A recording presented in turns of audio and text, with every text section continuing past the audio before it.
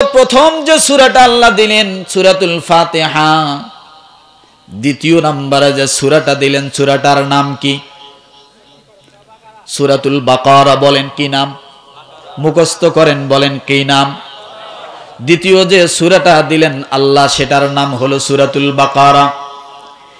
এই বাকারা সূরাটা অনেক বড়, কুরআনুল কারীমের সবচেয়ে বড় সূরাটার নাম হলো সূরাতুল বাকারা। আর বাকারা শব্দের অর্থ হলো গাবি। কি বলেন? গাবি। এখন বলেন ছাগলকে কি গাবি বলে? বাঘকে কি গাবি বলে? গাবি কাকে বলে? গরুকে গাবি বলে। আল্লাহ পাক রব্বুল আলামিন সব শেষের মধ্যে কোরআনুল কারীমের 114 নাম্বার যে সূরাটা আল্লাহ দিয়েছেন সেটার নাম হলো মিনাল জিন্নাতি ওয়ান নাস। তাহলে শুরু হলো গাবি দিয়া, শেষ সূরাটার নাম কি? নাস। নাস মানে হলো মানুষ। কি বলেন? আল্লাহ কোরআন শুরুই করলেন গাবি মার্কা গরু মার্কা সূরা দিয়া, শেষ করেছেন মানুষ নামের সূরা দিয়া। আশ্চর্য কথা, কোরআনের মতো এমন একটা পবিত্র, কোরআনের মতো এমন একটা আল্লাহর কালাম, সেই কালামটা শুরু হলো গরু নামের সূরা দিয়া। আর যে মানুষের জন্য কোরআন সৃষ্টি করা হলো, তৈরি করা হলো, নাজিল করা হলো, ওই মানুষটার নামে সূরাটা দিলেন আল্লাহ সব শেষে। কথা বোঝেন নাই মনে হয়? বুঝতেছেন? বুঝেন, এখানে এই জিনিসটা বুঝে যান। ও মুসলমান, এত সূরা থাকতে, এত নাম থাকতে, এত ভালো ভালো নাম থাকতে আল্লাহ গরু মার্কা সূরাটা কোরআনের মধ্যে শুরু করলেন। আর যে মানুষের উপরে নাজিল হলো, যে মানুষের জন্য নাজিল হলো, সেই মানুষ নামের সব সূরাটা একবারে শেষে দিলেন। আমি বলি কোরআনটা হলো রাইস মিলের মতো। কিসের মতো? এই কোরআনটা হলো রাইস মিলের মতো, ধান ভাঙা মেশিনের মতো। এই ধান ভাঙা মেশিন, আপনি জমিনের ধান যখন ধান ভাঙা মেশিনের মধ্যে চাউল করার জন্য যান, প্রথমে বস্তা থেকে যখন ওই রাইস মিলের মধ্যে ধানগুলো ঢেলে দেন, প্রথমে দিলেন কি? ধান। জোরে বলেন, কি দিলেন? প্রথমে দিলেন ধান। চাউলগুলো বাইর হলো আলাদা, গুঁড়া তুষ বাইর হলো আলাদা।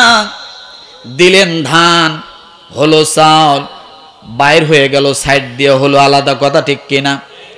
এই যে সাইড দিয়ে বাইর হলো সেগুলোর নাম কি? গুঁড়া তুষ। নাকি বলেন আপনারা? গুঁড়া তুষ বলেন। ও মুসলমান, কোরআন হলো রাইস মিলের মতো, একজন গরু মার্কা চরিত্রের মানুষ। এই কোরআন যখন সূরা ফাতিহা শেষ করে নিয়ে গরু মার্কা চরিত্রের মানুষ, পশু মার্কা চরিত্রের মানুষ, বিভিন্ন খারাপ দৃষ্টির মানুষ যখন কোরআনের শুরুটা সূরাতুল বাকারা দিয়া শুরু করবে, সূরা বাকারা দিয়া শুরু করতে করতে যখন কোরআন তেলাওয়াত শুরু হয়ে গেল, বান্দা যখন কোরআন বুঝতে থাকবে, পড়তে থাকবে, তেলাওয়াত করতে থাকবে, এই কোরআনের আজমতে, কোরআনের বরকতে, কোরআনের সম্মানে, কোরআনের তাসিরে আমার আল্লাহ তাআলা মানুষটাকে একবারে কোরআন যখন বান্দার পড়া শেষ হয়ে যাবে, সত্যিকার আল্লাহ মানুষটাকে মানুষ রূপে বাহির করে দেবে। কথা ঠিক কিনা? ওয়ালাকাদ যারানা লিজাহান্নামা কাসীরাম মিনাল জিন্নি ওয়াল ইনস লাহুম কুলুবুন লা ইয়াফকাহুনা বিহা ওয়া লাহুম আ'য়ুনুন লা ইউবসিরুনা বিহা ওয়া লাহুম আযানুন লা ইয়াসমাউনা বিহা উলাইকা কাল আন'আমি বাল হুম আদাল ওয়া উলাইকা হুমুল গাফিলুন। আমার ভাইরা, দিলেন ধান, বাইর হলো চাউল। গুঁড়া তুষের জায়গা কোথায়? হয় গরু খাবে, আর না হলে আমার মা বোনেরা চুলার মধ্যে দিয়ে আগুনের ভিতরে ঢুকায় দিবে। বোঝেন নাই মনে হয়? লাকড়ির সঙ্গে সঙ্গে লাকড়ির সাথে সাথে গুড়া তুষগুলা দিয়ে দিয়ে মা বোনেরা রান্না করে। আল্লাহ বলেন, এই যে কোরআন দিলাম গরু মার্কা চরিত্র নিয়া কোন মানুষ যদি সূরা বাকারা পড়া শুরু করে দেয়, ওই মানুষটা যদি কোরআনের আমল শুরু করে দেয়, ওই মানুষটা যদি কোরআন বুঝতে থাকে, বোঝার জন্য চেষ্টা করে, কোরআন যদি নিজের জীবনীতে ফিট করে, আমি আল্লাহ আমার বান্দাটাকে সত্যিকারে মানুষ বানায়া, এই কোরআনের আজমতে বরকতে বান্দাটাকে আমি আল্লাহ মানুষ বানায়া দিব। আর এই কোরআন পাওয়ার পরে, কোরআন বোঝার পরে যে মানুষগুলো কোরআনের আমল করবে না, তারা মাঝখানে গুড়া তুষের মতো হবে। কিসের মতো হবে? গুড়া তুষের মতো হবে। গুড়া তুষ যেমন মা বোনেরা চুলের মধ্যে আগুনের ভিতরে দেয়, এই গুড়া তুষগুলো হলো ইহুদি নাসারা, বৌদ্ধ, খ্রিস্টান, হিন্দুরা। তারা সব জানার পরও আল্লাহকে মানে না। আমার আল্লাহ ডাক দিয়ে বলে, ওই মানুষগুলো দুনিয়ার জমিনের মা বোনেরা যেমন তুষগুলোকে আগুনের মধ্যে জ্বালায়, আমি আল্লাহ ওই মানুষগুলোকে দিয়া জাহান্নামের আগুন আমি আল্লাহ জ্বালায়া দিব। ইয়া আইয়ুহাল্লাযীনা আমানু কু আনফুসাকুম ওয়া আহলিকুম নারা। আল্লাহ বলে, ওই কাফের মুশরিকরা হলো গুরাতুষ। কি বলেন তো? বোঝেন নাই মনে হয় কথা? এই কাফের মুশরিক গুলো কি? আর এদেরকে দিয়ে আমি আল্লাহ জাহান্নামের আগুন জ্বালাবো। ওয়াকুদুহান নাস ওয়াল হিজারা, মানুষ এবং পাথর হবে জাহান্নামের প্রজ্বলিত লাকড়ি। তাদের কি দিয়ে আল্লাহ আগুন প্রজ্বলিত করবেন? তাহলে কোন মানুষগুলোকে আল্লাহ জাহান্নামে দিবেন?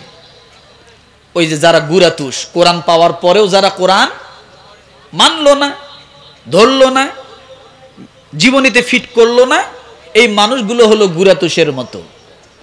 এই জন্য রব্বুল আলামিন ডাক দিয়ে বলেন, ও দুনিয়ার মানুষ, কোন মানুষ যদি কোরআনুল কারীম তেলাওয়াত করে, বোঝে, আমল করার জন্য চেষ্টা করে, ওই মানুষগুলো হবে সবচাইতে লাভবান ব্যবসায়ী। কি বলেন? ওই মানুষগুলো হবে লাভবান ব্যবসায়ী।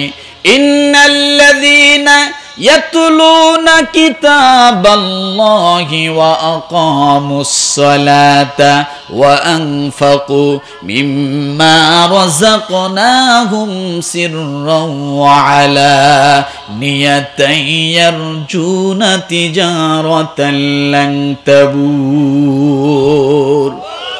যারা কোরআন ধরে, কোরআনের আমল করে, আল্লাহ বলেন এরা সবচাইতে বড় সফল ব্যবসায়ী। সুবহানাল্লাহ বলেন। এই ব্যবসা দিয়ে কি হবে? ব্যবসার লাভ হবে আল্লাহর সন্তুষ্টি। এই ব্যবসার লাভ হবে জান্নাত পাওনা। এই ব্যবসার লাভ হবে আরশের নিচে ছায়া। এই ব্যবসার লাভ হবে ডাইন হাতে আমল নামা। এই ব্যবসার লাভ হবে হাউজে কাউসারের পানি প্রাপ্য। এই ব্যবসার লাভ হবে কবরের আযাব থেকে রক্ষা। সুবহানাল্লাহ বলেন।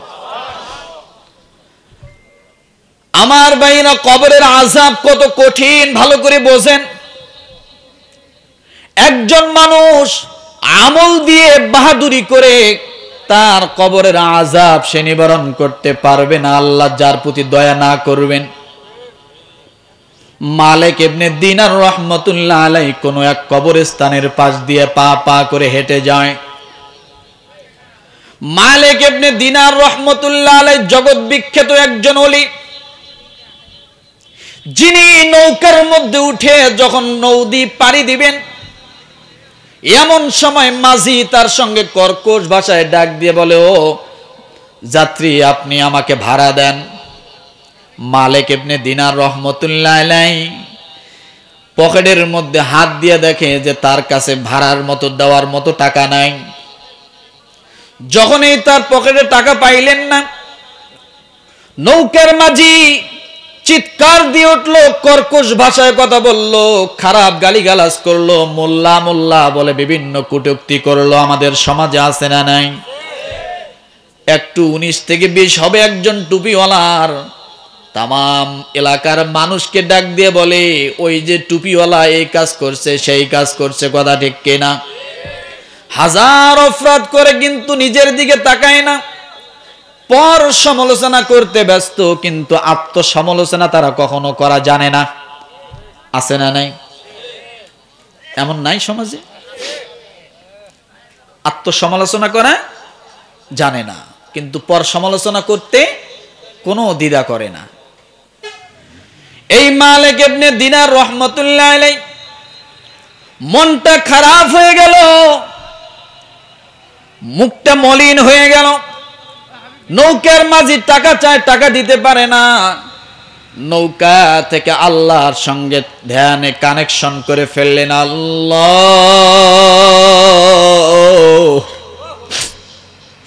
সামান্য কয়েকটা দিরহামের জন্য আজকে আমাকে কত অপমান করতেছে। আজকে যদি আমি এই নৌকার মাঝির ভাড়া দিতে না পারি, আল্লাহ,